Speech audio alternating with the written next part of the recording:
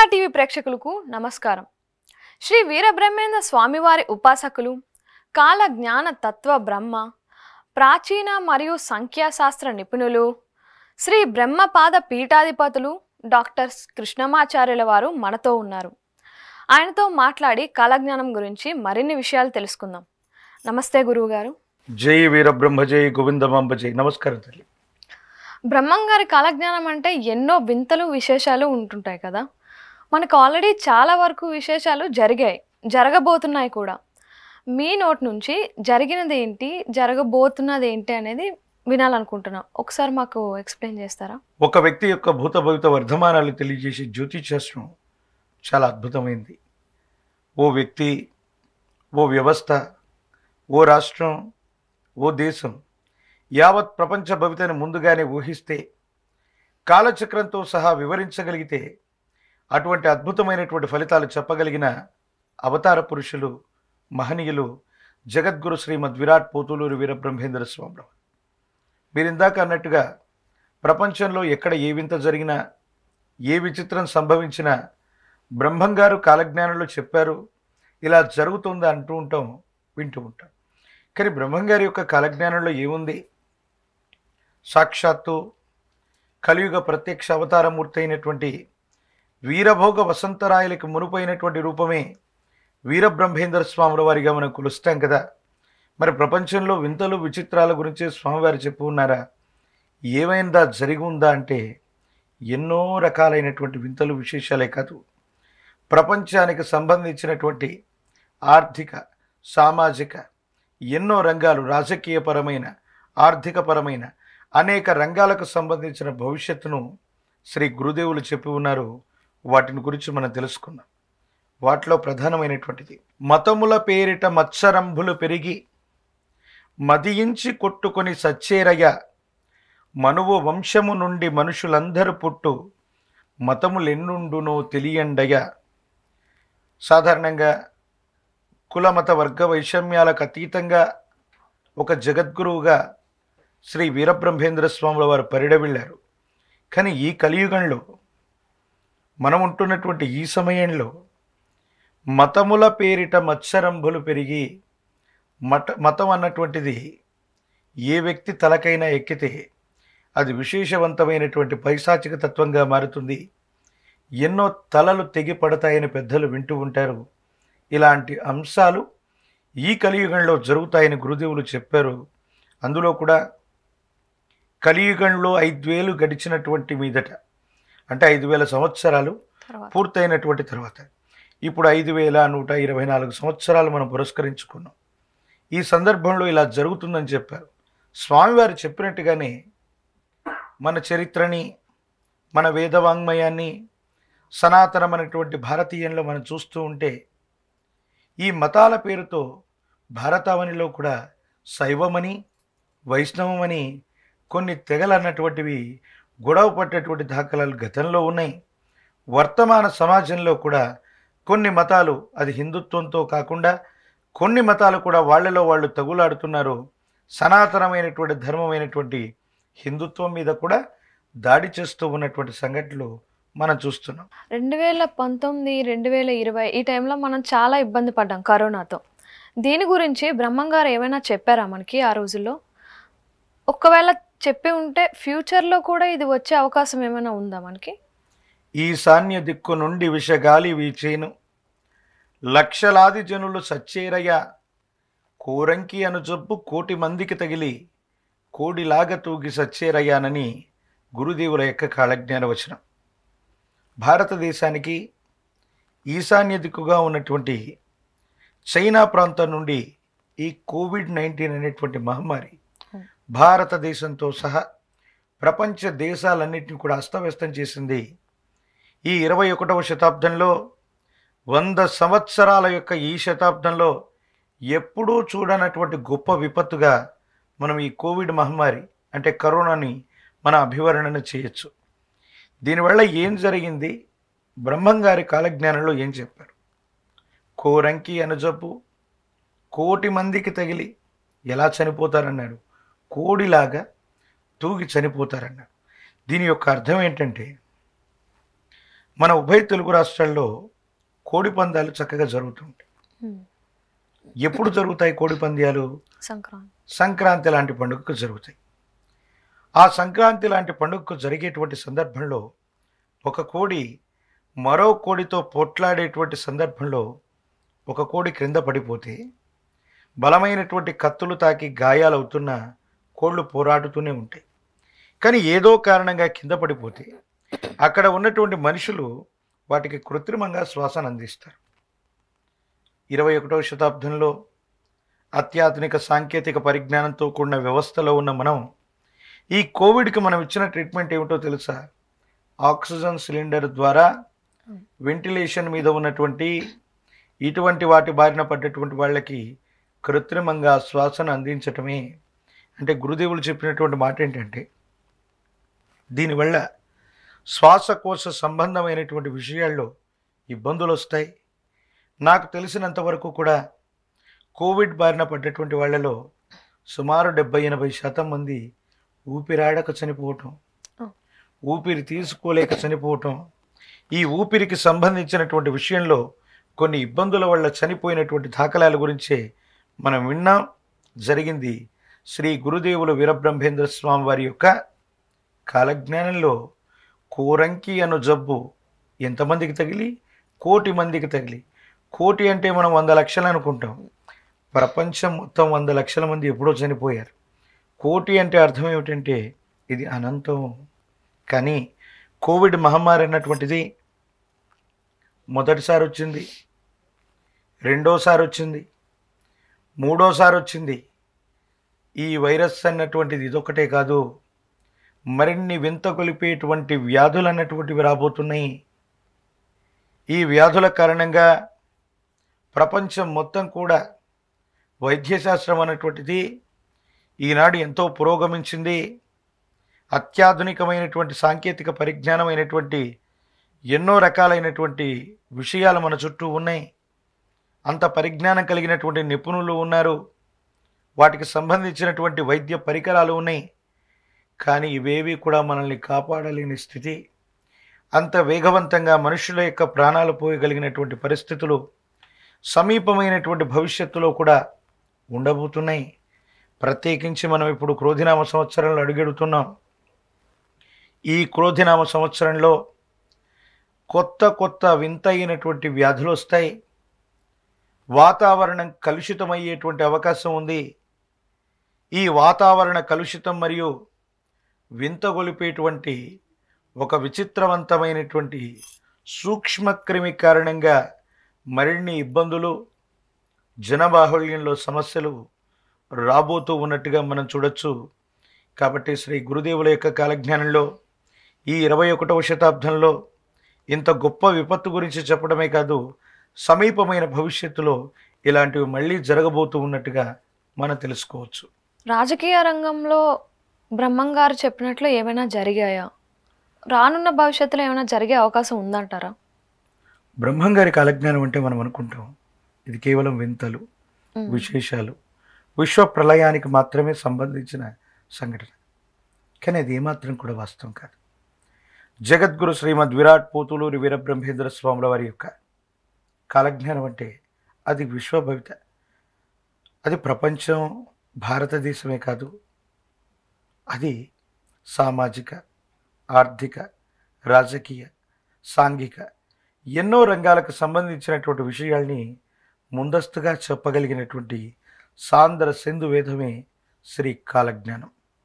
స్వామివారి యొక్క కాలజ్ఞానంలో సుమారు 17వ శతాబ్దంలో స్వామివారు ఈ భూమి మీద నడయాడి ఉంటే మనకి 1947 వరకు కూడా అంటే పరదేశీయుల పరిపాలనలో మనం ఉన్నాం.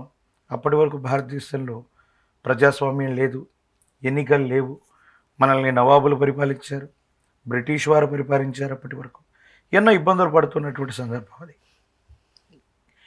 1947 తర్వాత మన భారతదేశంలో ప్రజాస్వామ్యం వచ్చింది. శ్రీ గురుదేవులు వీరబ్రహ్మేంద్ర స్వాముల వారు ఏం చెప్పారంటే, 2 అక్షరముల పేరున్నవాడు దేశాన్ని పెక్కేండ్లు పరిపాలించేను. 2 అక్షరములతో పేరు పిలవగలిగినటువంటి వ్యక్తి ఈ దేశాన్ని ఎక్కువ కాలం పరిపాలన చేస్తారని గురుదేవుల యొక్క కాలజ్ఞాన ప్రవచనం.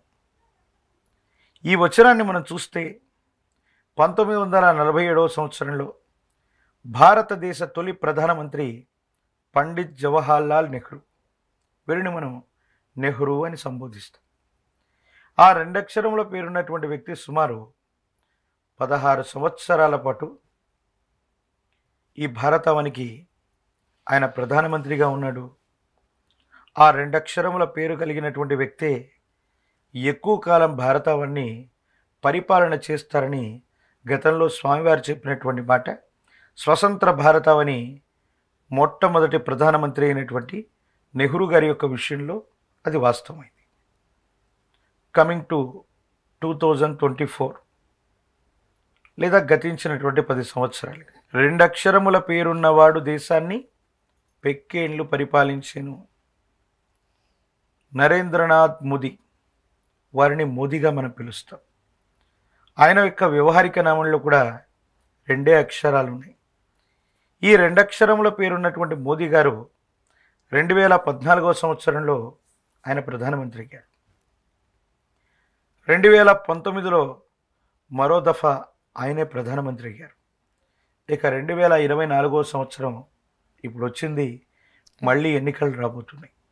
శ్రీ గురుదేవుల యొక్క కాలజ్ఞానాన్ని ప్రామాణికంగా తీసుకుంటే ఈ రెండక్షరముల పేరున్నటువంటి ఏ వ్యక్తి అయినా ఒక్కసారి అధికారయుక్తమైనటువంటి స్థానంలో దేశాన్ని పరిపాలన చేసేటువంటి ఒక అధికారయుక్తమైనటువంటి ప్రధానమంత్రి లేదా దేశాధ్యక్షుడు ఈ స్థాయిలో ఉంటే మళ్ళీ ఆయనకు సంబంధించినటువంటి పవర్ అనేటువంటిది కంటిన్యూ అయ్యేటువంటి అవకాశం ఉంది అని శ్రీ కాలజ్ఞానం లేదా గురుదేవుల యొక్క వచనాన్ని బట్టి మనం అర్థం చేసుకోవచ్చు. ఇలాంటి సంఘటనలు భారతంలో మరిన్ని జరిగాయి. అవేంటంటే, వివిధ రాష్ట్రాల్లో మనం చూస్తే యోగి ఆదిత్యనాథ్ గారు, వీరి యొక్క వ్యవహారిక నామాన్ని మనం యోగి అని మనం పిలుస్తాం. ఉత్తరప్రదేశ్లో మొదటిసారి ఆయన ముఖ్యమంత్రి అయ్యారు. కఠినమైన పరిస్థితులు ఉన్నాయని అందరూ చెబుతున్నా ఊహించనటువంటి విధంగా మళ్ళీ రెండక్షరముల పేరుతో పిలవగలిగినటువంటి యోగి గారు మళ్ళీ ముఖ్యమంత్రిగా ప్రస్తుతం ఉత్తరప్రదేశ్కి చేస్తూ ఉన్నారు. ఆంధ్రప్రదేశ్ విషయానికి వస్తే కూడా వైఎస్ రాజశేఖర రెడ్డి గారి యొక్క వ్యవహారిక నామం వైఎస్, ఆయన్ని వైఎస్గా పిలుస్తారు. మొదటి దఫా ముఖ్యమంత్రి అయ్యారు, రెండో దఫా కూడా మళ్ళీ ముఖ్యమంత్రి కాగలిగారు. ప్రమాదంలో చనిపోయారు, అది వేరే విషయం. కానీ రెండక్షరముల పేరుతో పిలవగలిగినటువంటి ఏ వ్యక్తి అయినా ఒక్కసారి రాష్ట్రంలో కానీ దేశంలో కానీ అధికారయుక్తమైనటువంటి స్థాయిలోకి రాగలిగితే ఆ వ్యక్తికి సంబంధించినటువంటి అధికార పరంపర కొనసాగేటువంటి అవకాశం ఉంటుంది. వాళ్ళు మరింత కాలం రాష్ట్రం కోసం, దేశం కోసం, ఈ ప్రజాస్వామ్యంలో వాళ్ళు పనిచేస్తారు. వాళ్ళ వల్ల దేశం యొక్క ఉన్నతి అవ్వచ్చు, దేశానికి సంబంధించినటువంటి కొన్ని రకాలైనటువంటి సంక్షేమ కార్యక్రమాలు అవ్వచ్చు, ఈ ప్రజాస్వామ్యంలో జరుగుతాయని శ్రీ గురుదేవులు చెప్పినట్టుగా గతంలో జరిగింది. నెహ్రూ గారి విషయంలో, మోదీ గారి యొక్క విషయంలో జరుగుతుంది. ప్రత్యేకించి రెండక్షరముల పేరుతో ఏ వ్యక్తి అయినా పిలవగలిగినటువంటి వాళ్ళు ఈ దేశానికి అధ్యక్ష స్థానంలో ఉన్న, రాష్ట్రంలో ప్రధానమైనటువంటి స్థాయిలో ఉన్న వాళ్ళ అధికారం అన్నటువంటిది సంపూర్ణంగా మళ్ళీ రావడానికి అవకాశం ఉన్నట్టుగా మనం అర్థం చేసుకోవచ్చు. ఇప్పుడు భారతదేశంలో కాకుండా ప్రపంచ స్థాయిలో ఏమైనా జరిగాయా బ్రహ్మం గారు చెప్పిన వాటిలో? ప్రపంచ స్థాయిలో తెర మీద బొమ్మలు రాజ్యాలు నేలతాయి అన్నటువంటి గురుదేవుల యొక్క వాక్కు ఉంది. తెర మీద బొమ్మలు అంటే మనం చూస్తుంటాం, సినిమా థియేటర్లు అవ్వచ్చు, మనం చూసేటువంటి టెలివిజన్ ఛానళ్ళు అవ్వచ్చు, వీటి మీద నటీనటులుగా ఉన్నటువంటి వ్యక్తులు కూడా ఈ ప్రజాస్వామ్యంలో, ప్రపంచంలో వాళ్ళు ప్రజాస్వామ్య వ్యవస్థలో ప్రభువులుగా మారతారు, రాజులుగా మారతారని ఆర్నాల్డ్ లాంటి వాళ్ళు, విశేషవంతమైనటువంటి వ్యక్తులు, గవర్నర్ లాంటి పోస్ట్ని గతంలో ప్రపంచంలోని కొన్ని దేశాల్లో ఏలినటువంటి ఆనవాళ్ళు ఉన్నాయి. ఈనాడు భారతదేశమే కాదు, ప్రపంచంలో ఉన్నటువంటి ఎన్నో దేశాల్లో ఈ తెర మీద బొమ్మలుగా చెప్పబడుతున్నటువంటి నటీ నటులందరూ కూడా రాజ్యాంగబద్ధమైనటువంటి పదవుల్లో వాళ్ళు ఉన్నారు. మన భారతదేశం ఉత్తరాది దక్షిణాదికి సంబంధించి కానీ ఉభయ తెలుగు రాష్ట్రాల నుంచి కానీ మనం చూస్తే గతంలో ఎన్టీఆర్ గారు, జయలలిత గారు, ఎంజి రామచంద్రన్ గారు వీళ్ళందరూ కూడా ముఖ్యమంత్రి అలాంటి పీఠం ఎక్కితే చిరంజీవి లాంటి వాళ్ళు, జయప్రద లాంటి వాళ్ళు ఎంపీలు అయ్యారు, ఎమ్మెల్యేలు అయ్యారు, సెంట్రల్ గవర్నమెంట్కి సంబంధించినటువంటి మంత్రిత్వ శాఖలను నిర్వహించారు. ఈనాడు కూడా ప్రపంచంలో వివిధ దేశాలకు సంబంధించినటువంటి నటీనటులు తెర మీద బొమ్మలు. అలాగే ఒక క్రికెటర్ పాకిస్తాన్కు సంబంధించినటువంటి ఇమ్రాన్ ఖాన్, ఆయన కూడా తెర మీదే మనం చూస్తూ ఉంటాం. ఆయన సినీ నటుడు కాకపోయినా క్రికెటర్. ఆయన కూడా గద్దెనెక్కారు అంటే పాకిస్తాన్కి అధ్యక్ష స్థానంలో ఉన్నటువంటి అంశాన్ని కూడా మనం చూస్తూ ఉన్నాం. ప్రత్యేకించి ఇలాంటి కొంతమంది సెలబ్రిటీలు అవ్వచ్చు, ప్రజలందరూ కూడా ఎక్కువగా ఫాలో అయ్యేటువంటి పర్సన్స్ అవ్వచ్చు, ఈ తెర మీద బొమ్మలన్నీ కూడా గద్దెనెక్కేటువంటి రోజులు గతంలో వచ్చాయి, వర్తమానంలో జరుగుతున్నాయి. భవిష్యత్తులో కూడా ముఖ్యమంత్రి పీఠం కోసం ఇదే ఉభయ తెలుగు రాష్ట్రాల్లో పవన్ కళ్యాణ్ గారు కూడా ప్రయత్నం చేస్తున్నటువంటి సంగతి మనందరికీ కూడా తెలిసిందే. ఏది ఏమైనప్పటికీ కూడా ఇటువంటి వినూత్నమైనటువంటి రంగాలకు సంబంధించినటువంటి ఏ వ్యక్తి అయినా, అంటే తెర మీద బొమ్మలు ఇలాంటి సెలబ్రిటీస్ ఎవరైనా ప్రజలను పరిపాలన చేయాలన్నటువంటి రాజకీయపరమైనటువంటి అంశాల్లోకి వస్తే వాళ్ళకు మెరుగైన అవకాశాలు ఉంటాయి. సమీపమైనటువంటి భవిష్యత్తులో వీళ్ళు మనల్ని పరిపాలన చేసేటువంటి అవకాశం ఉంది. అది కేవలం భారతావనిలో కాదు, ప్రపంచ దేశాల్లో ఎక్కడెక్కడో కూడా అర్నాల్డ్ లాంటి వ్యక్తులు గవర్నర్ అయ్యారు. ఇమ్రాన్ ఖాన్ గారు కూడా, వాళ్ళు కూడా పాకిస్తాన్కు సంబంధించిన దేశ అధ్యక్ష స్థాయిలో, అంటే మన ప్రధానమంత్రి అంటాం కదా, వాళ్ళు కొన్ని దేశాల్లో అధ్యక్ష స్థాయిలో వాళ్ళందరూ కూడా ఉన్నారు. అలాంటి సంఘటనలన్నీ కూడా మళ్ళీ మళ్ళీ పునరావృతం అవుతున్నాయి. ఇది విశ్వవ్యాప్తంగా గురుదేవులు చెప్పినట్టుగా మనం చూడొచ్చు. బ్రహ్మం గారు ఇంచుమించుగా దైవంతో సమానమని కూడా అంటుంటారు కదా. ఎస్. ఆయన పుణ్యక్షేత్రాలు లేకపోతే తీర్థాలు ఈ వీటి గురించి ఆయన రాసిన దాంట్లో ఏమైనా చెప్పారా? జగద్గురు శ్రీమద్ విరాట్ పోతులూరి వీరబ్రహ్మేంద్ర స్వాముల వారు దక్షిణ భారతదేశం అంతా పర్యటన చేస్తూ ఎన్నో రకాలైనటువంటి ఆలయాల గురించి, ఆ ఆలయంలో కొలువుదీరి ఉన్నటువంటి దేవేరులు అంటే దేవతా స్వరూపాలు, అక్కడ ఉన్నటువంటి మహిమాన్వితమైనటువంటి శక్తుల గురించి ఎంతో గొప్పగా రాశారు. వాటన్నిటిలో ప్రపంచ ప్రసిద్ధిగాంచినటువంటి మన ధార్మిక సంస్థల్లో ఉన్నతమైనటువంటిది టీటీడీ, తిరుమల తిరుపతి దేవస్థానాల గురించి మనకు తెలుసు. శ్రీ గురుదేవుల యొక్క కాలజ్ఞానంలో వాటి గురించి చాలా గొప్పగా వివరించి ఉన్నారు, చాలా అద్భుతంగా చెప్పి ఉన్నారు.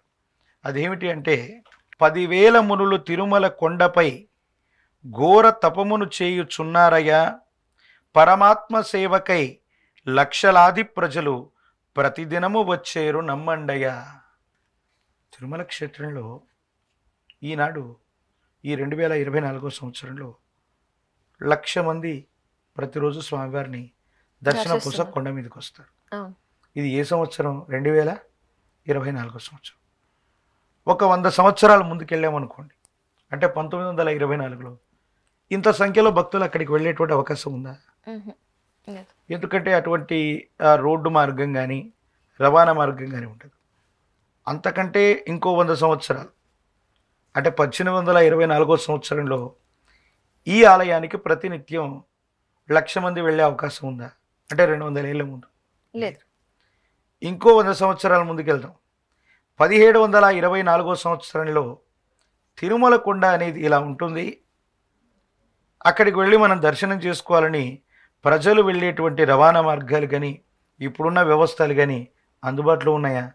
లేదు, మొత్తం అడవి. ఇంకో 100 సంవత్సరాల ముందు వెళ్దాం.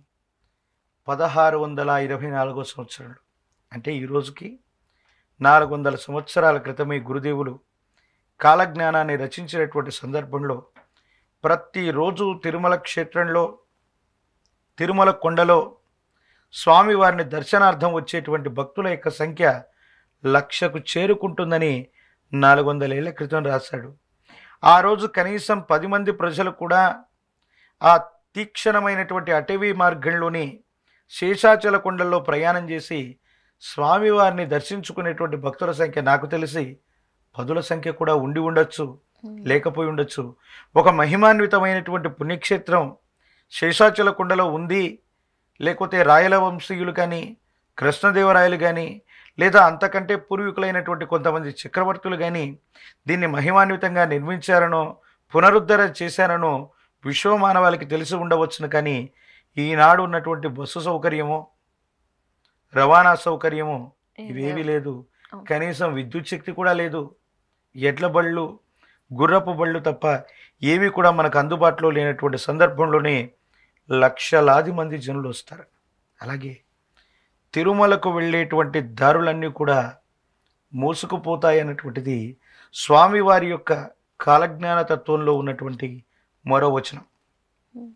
అదే తిరుమల క్షేత్రంలో వరాహ స్వరూపాలు, వరాహం అంటే మనకు తెలుసు, మనకి ఈ వరాహాలు సంచరిస్తాయన్నారు.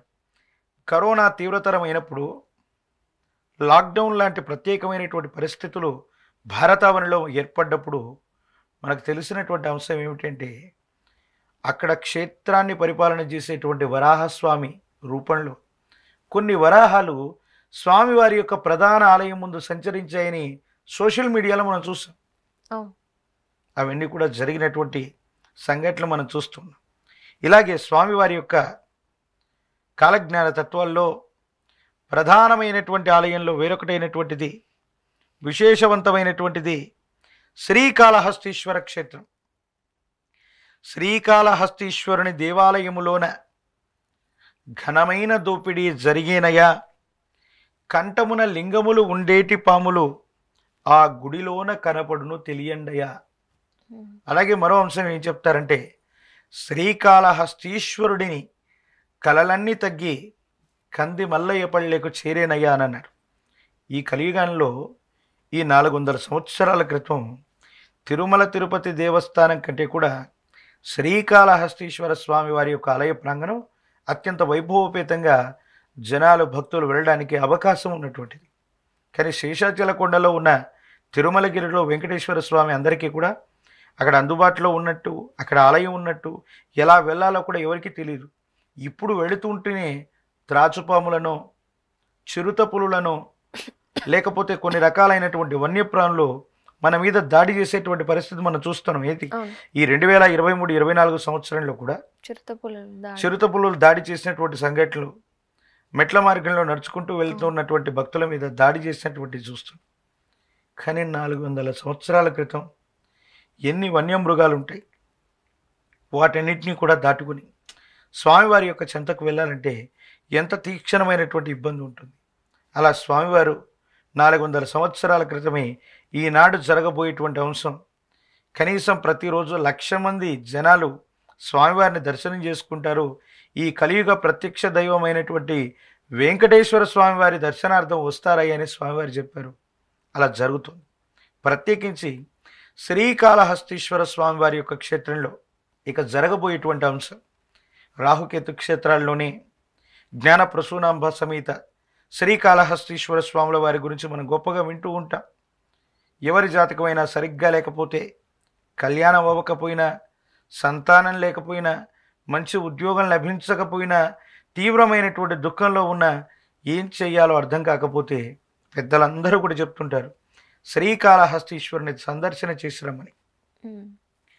రాహుకేతు స్వరూపాలకి ప్రత్యేకమైనటువంటి పూజాక్రతువులు జరిగేటువంటి ఒక అద్భుతమైనటువంటి క్షేత్రం శ్రీకాళహస్తీశ్వర క్షేత్రం. ప్రపంచంలో మీరు ఎక్కడైనా చూడండి, గ్రహణం వస్తే అన్ని ఆలయాలు మూసేస్తారు. కానీ శ్రీకాళహస్తీశ్వర స్వామి వారి యొక్క క్షేత్రం మాత్రం గ్రహణ సమయంలో కూడా అది తెరిచే ఉంటుంది. గ్రహణ సమయంలో మనం వెళ్ళి దర్శనం చేసుకుంటే ఇంకా అద్భుతమైనటువంటి ఫలితాలని చెప్తారు. కొంతమంది నాస్తికవాదులు, కొంతమంది వ్యక్తులు ఇది నమ్మకం, మూఢనమ్మకం అనేటువంటి విషయాన్ని మాట్లాడుతుంటారు. వాళ్ళందరికీ కూడా ఒక సూటి ప్రశ్న. మన భారతదేశంలో అంతరిక్ష పరిశోధన చేసేటువంటి సంస్థ, లేదా ప్రపంచ దేశాల్లో అంతరిక్ష పరిశోధన చేసేటువంటి సంస్థలు రాకెట్లని నింగిలోకి ప్రవేశపెట్టేటువంటి కొన్ని అద్భుతమైనటువంటి ప్రదేశాలు ఉంటాయి. అవి ప్రతి ఊర్లో ఉంటాయా, ఎక్కడో అక్కడ ఉంటాయి? కొన్ని దగ్గరలో మాత్రమే ఉంటాయి. కొన్ని చోట్ల మాత్రమే ఉంటాయి.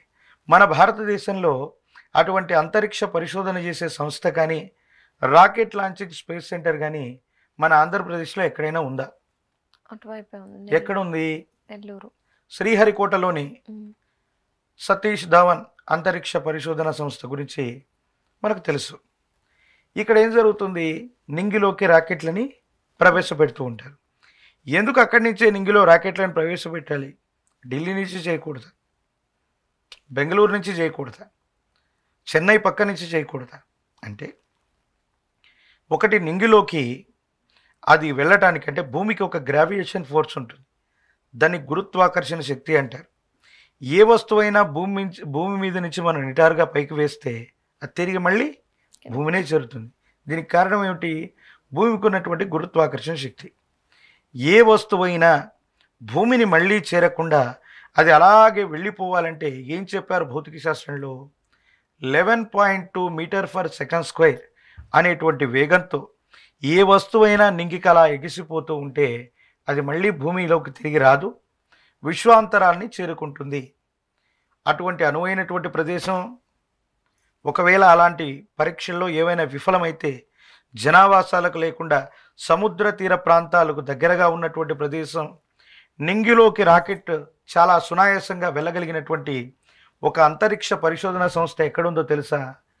ఈ కాళహస్తీశ్వర స్వామి వారి యొక్క ఆలయ ప్రాంగణానికి కొన్ని కిలోమీటర్ల దూరంలోనే, ఆ ప్రదేశానికి దగ్గరలోనే సతీష్ ధావన్ అంతరిక్ష పరిశోధన సంస్థ కొంత దూరంలోనే మనం ఉన్నట్టుగా చూడొచ్చు. ఈ విషయాన్ని ఇప్పటి శాస్త్రవేత్తలు ఇలా వెళితే నింగిలోకి ఇలా వెళ్ళొచ్చు అనుకున్నారు. కానీ గ్రహణం లాంటి పరిస్థితులు ఏర్పడ్డప్పుడు విశ్వంలో ఉన్నటువంటి చైతన్య శక్తి భూమి మీదకి రాదు. కానీ కొన్ని అద్భుతమైనటువంటి అక్షాంశాలు, రేఖాంశాల్లో మాత్రమే ఆ విశ్వ చైతన్య శక్తి వస్తుంది. అటువంటి బిందువులో కాళహస్తీశ్వర ఆలయాన్ని కట్టారు.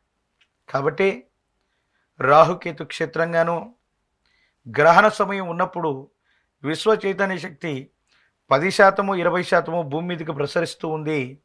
ఆ 10-20% కూడా ఖచ్చితంగా వచ్చేటువంటి ప్రదేశం అటువంటి అక్షాంశం, రేఖాంశం కలిసినటువంటి బిందువులో ఈ మహోన్నతమైన ఆలయ నిర్మాణం జరిగింది.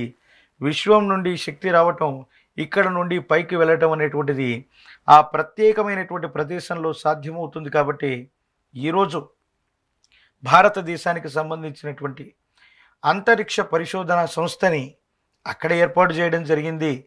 ఆ నెల్లూరు ప్రాంతానికి సమీపంలో 100 కిలోమీటర్లకు అటు ఇటుగా ఉంటుంది. ఈనాడు ఈ 21వ శతాబ్దంలో లేదా 20వ శతాబ్దంలో మన విజ్ఞాన శాస్త్రవేత్తలు ఇలా కనిపెట్టి ఉంటే కొన్ని వందల సంవత్సరాల క్రితమే, వేల సంవత్సరాల క్రితమే ఇటువంటి అద్భుతమైనటువంటి విషయాల్ని వారు కనుక్కున్నారు.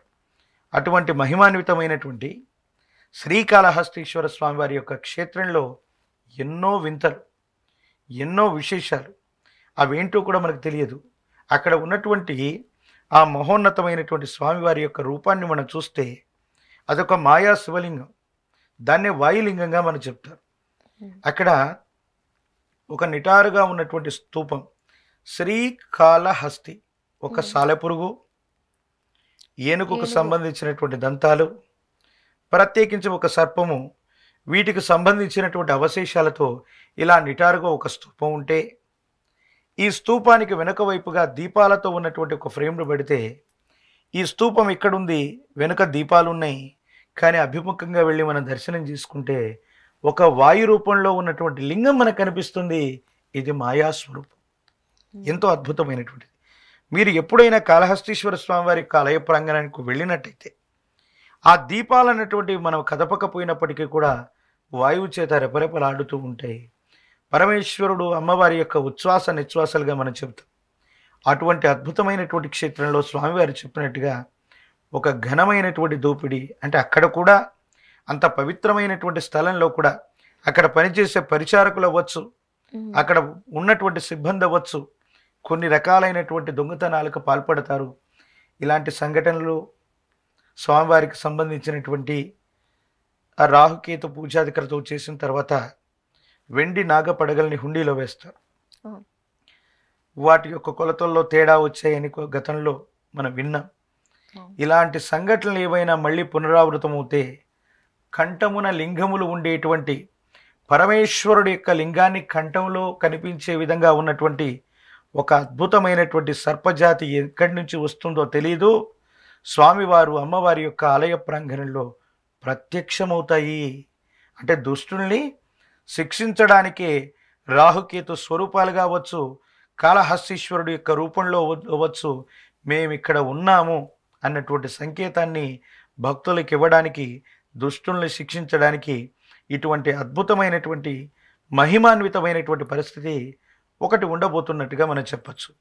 అలాగే ఆంధ్రప్రదేశ్లో ఇంద్రకీలాద్రి మీద ఉన్నటువంటి విజయదుర్గ అమ్మవారి గురించి, కనకదుర్గ గురించి మనందరికీ కూడా తెలిసినటువంటి అంశం. బ్రహ్మంగారి యొక్క కాలజ్ఞానంలో ప్రధానమైనటువంటి ప్రస్తావన, ఆ అమ్మవారు దుర్గమ్మ పక్కనే కృష్ణానది ప్రవహిస్తూ ఉంటుంది. ఎప్పుడైతే ఈ కృష్ణానదికి సంబంధించినటువంటి నీరు ఉప్పెన ద్వారా అవ్వచ్చు, ప్రకృతి వైపరీత్యాల వల్ల అవ్వచ్చు, ఆ దుర్గమ్మ యొక్క ముక్కు పోగును గనక ఈ కృష్ణమ్మ తాకినట్టయితే ఇది విశ్వంలో కలియుగాంతానికి చిహ్నంగా గురుదేవులు చెప్పినటువంటి సంఘటన.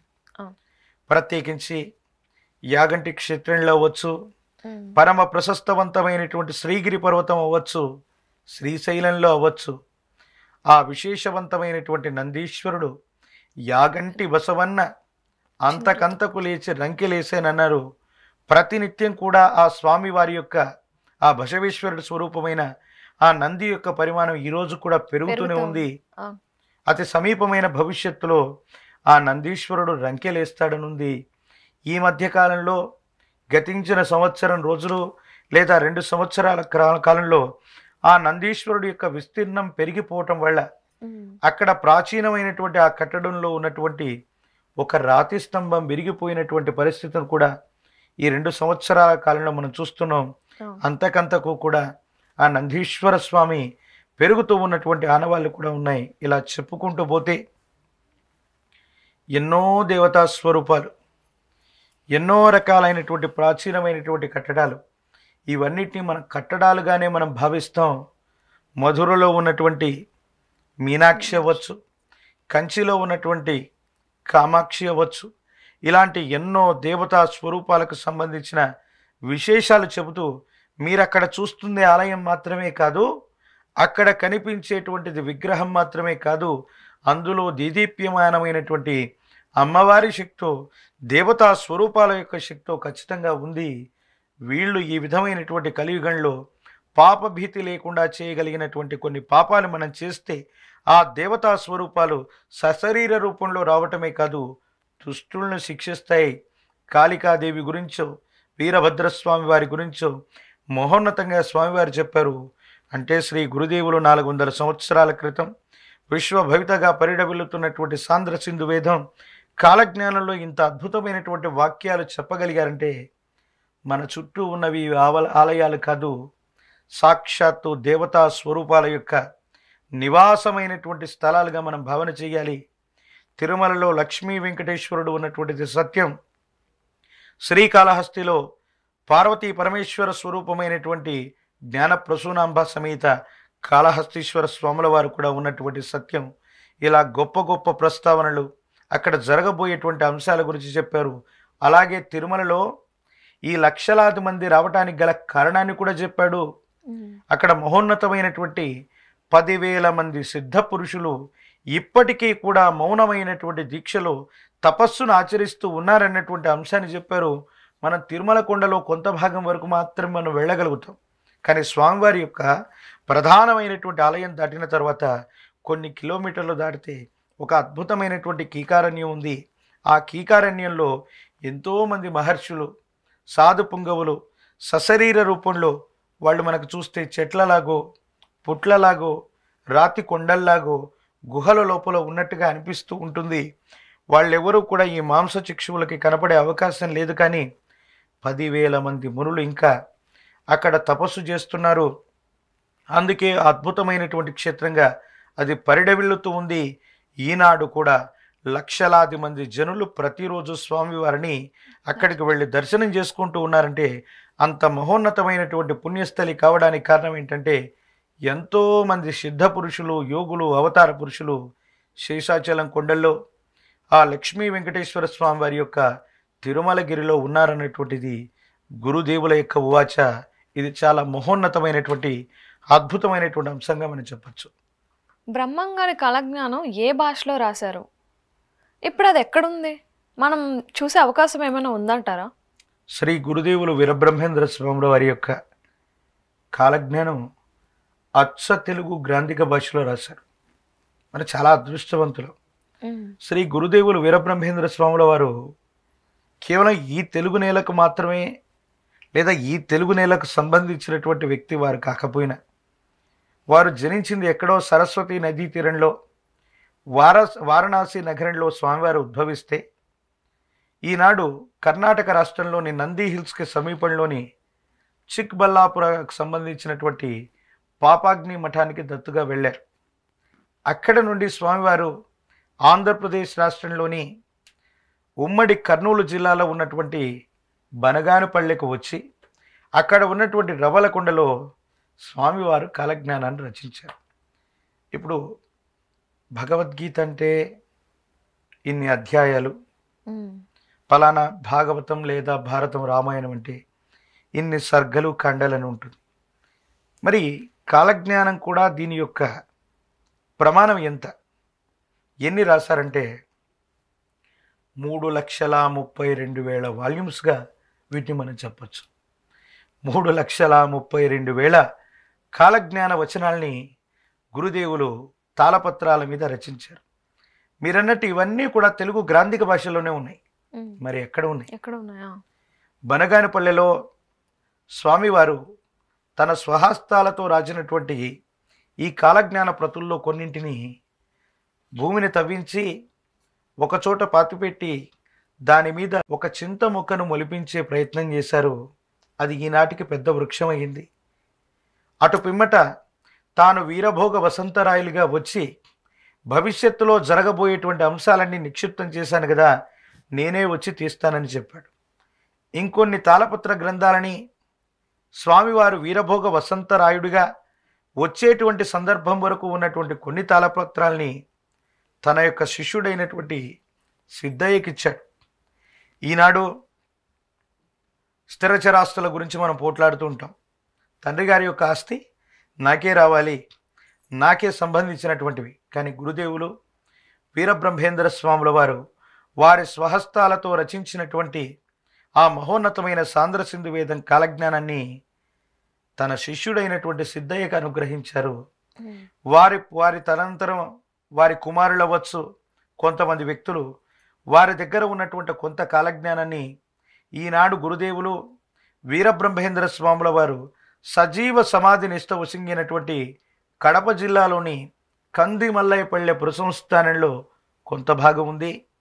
అక్కడ నుండి 12-15 కిలోమీటర్ల దూరంలో ఉన్నటువంటి ముడుమాల గ్రామంలో సిద్ధయ్య గారి మఠంలో కూడా ఈ రోజుకి కూడా స్వామివారి యొక్క తాళపత్ర గ్రంథాలు, స్వామివారికి సంబంధించినటువంటి శిఖాముద్రిక, దాని ఉంగరం అనుకుంటాం కానీ స్వామివారి జుట్టుకి పెట్టుకునేటువంటి ఒక అద్భుతమైన శిఖాముద్రిక, స్వామివారి స్వహస్తాలతో పూజించుకునేటువంటి సాలగ్రామ శిలలు, స్వామివారు ధరించినటువంటి పాదుకలు, స్వామివారి యొక్క మంత్రదండం ఈ 400 సంవత్సరాల తర్వాత కూడా ఈరోజు కూడా అవన్నీ కూడా భద్రంగా ఉన్నాయి. మన ఇహా టీవీ సౌజన్యంలో శ్రీ గురుదేవుల యొక్క ఈ విశేషవంతమైనటువంటి విషయాల్ని కూడా ఇప్పుడు మీరు స్క్రీన్ మీద మీరు చూస్తున్నారు, ఇలా చూడబోతూ ఉన్నారు. అసలు ఆ మహిమాన్వితమైనటువంటి అవతార పురుషులైనటువంటి స్వామివారికి సంబంధించిన ఇన్ని వస్తువుల్ని, కాలజ్ఞాన ప్రతుల్ని ఈ 2 కళ్ళతో మనం చూడగలిగామంటే మన జీవితంలో ఏదో మంచి జరగబోతుంది. మన దైనందిన జీవితంలో ఎన్నో కర్మ ఫలితాల నుండి మనం బయటపడుతున్నాం. అసలు గురుదేవుల యొక్క కాలజ్ఞానాన్ని మనం వింటే చాలు. స్వామివారు చెప్తారు, అన్నదానంబు కన్న మిన్న యజ్ఞ ఫలితంబు గలుగును. ఎంతమందికి మనం అన్నదానం చేస్తే ఫలితం వస్తుందో రాదో, కానీ మీరు అన్నదానం చేసినా చేయకపోయినా అంతకంటే గొప్ప ఫలితం వస్తుంది. సప్త నదుల్లో కూడా స్నానం చేసినటువంటి మహిమాన్వితమైనటువంటి పరిస్థితి మీకు కలుగుతుంది అంటూ కాలజ్ఞానం గురించి గొప్పగా చెప్తారు గురుదేవులు. సమీపమైన భవిష్యత్తులో జరగబోయేటువంటి ఎన్నో రకాలైనటువంటి అంశాలని సాంద్ర సింధువేదమైనటువంటి కాలజ్ఞానంలో రాయటమే కాదు, ఈనాడు స్వామివారు చెప్పినటువంటి అనేక రకాలైనటువంటి విషయాలు వాస్తవం అవుతున్నాయి, నిరూపితమవుతున్నాయి. గురుదేవుల యొక్క కాలజ్ఞానం అచ్చ తెలుగు గ్రాంధిక భాషలో రచించారు. ఒక భాగాన్ని బనగానపల్లెలో స్వహస్తాలతో పూడ్చిపెట్టారు. కొంత భాగాన్ని శిష్యుడైనటువంటి సిద్ధయ్యకి ఇచ్చారు. ఆ సిద్ధయ్య ద్వారా ఈనాడు స్వామివారు సజీవ సమాధి మందిరంగా మనం భావన చేసి కందిమల్లయ్య పురసంస్థానంలో శ్రీ సిద్ధయ్య గారి మఠంలో, అంటే బ్రహ్మంగారి మఠం మరియు సిద్ధయ్య గారి మఠం, ఈ రెండు చోట్ల కూడా శ్రీ గురుదేవుల యొక్క కాలజ్ఞానాన్ని ప్రతి వ్యక్తి కూడా దర్శించేటువంటి అవకాశం ఉంది.